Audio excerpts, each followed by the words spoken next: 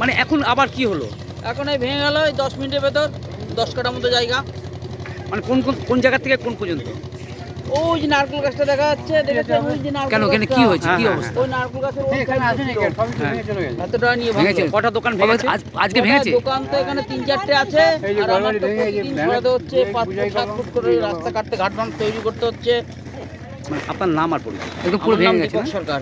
হ্যাঁ, পরিচয় আগে অনেক জিনিস কি কাজ করে এই যে আমার ফেরি ছিল আজকে একদম ভেঙে চলে নিয়ে যেতে হচ্ছে।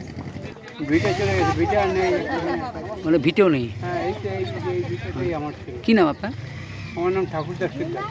এসে দেখি সব আধ ঘর চলে যাচ্ছে আমাদের। হ্যাঁ, তারপর সব উঠে পাড়ার লোকে সব এখানে এনে রেখেছে।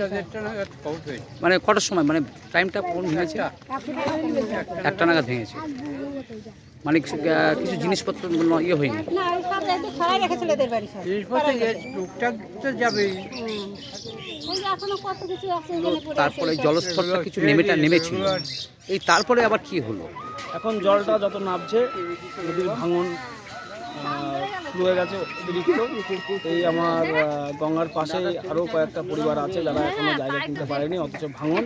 আমরা কিংবা সকালে আমরা শিফট করবো কয়েকদিনকার জন্য। এবং আজকে আমরা যারা বন্য এলাকায় এবং ভাঙন এলাকায় আছে তাদেরকে শুকনো খাবার কটার থেকে শুরু হয়েছে? কতখানি ভেঙেছে? বলছি ভাঙনটা কখন শুরু হয়েছে? ভাঙনটা শুরু হয়েছে 12টার সময়, আরো ভাঙবে। মানে এই মুহূর্তে মানে কতগুলো জল স্তর ছিল, সেই স্তরটা শেষ হতেই আবার শুরু হয়ে গেছে, তাই তো? 45 থেকে 50 পরিবার গঙ্গা থেকে ভেঙে গেছে বাড়ি। হ্যাঁ, তারা অন্য জায়গা কেনাতে অন্য জায়গায় চলে গেছে, অন্য জায়গায় শিফট হয়েছে, তো আরো ভাঙবে। এই যে ঘাটের অবস্থা দেখলাম শোচনীয়, যে মানুষ নামতে পারছে না, যে ফেরি ঘাট। এবার ঘাটটা কি বলুন তো, এটা আমাদের তো একদম স্থায়ী না। আজকে এখানে ঘাট, কালকে সে দেখবেন অন্য জায়গায় হচ্ছে। এইভাবে কিছু করার নেই, মানুষের একটু ভোগান্তি হচ্ছেই। সব থেকে আগে আমাদের দরকার নদীর ভাঙন।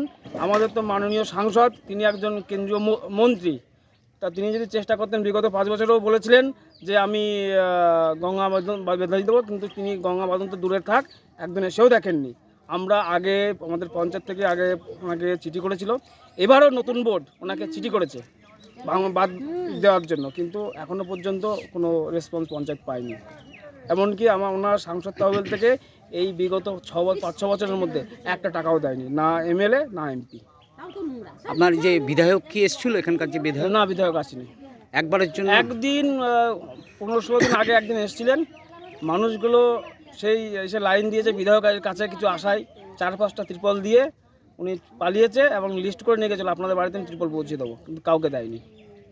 কি নাম আপনার? আমার নাম প্রসেনজিৎ বিশ্বাস। আপনার পরিচয় কি? আমি চাঁদুরাটির উপপ্রধান।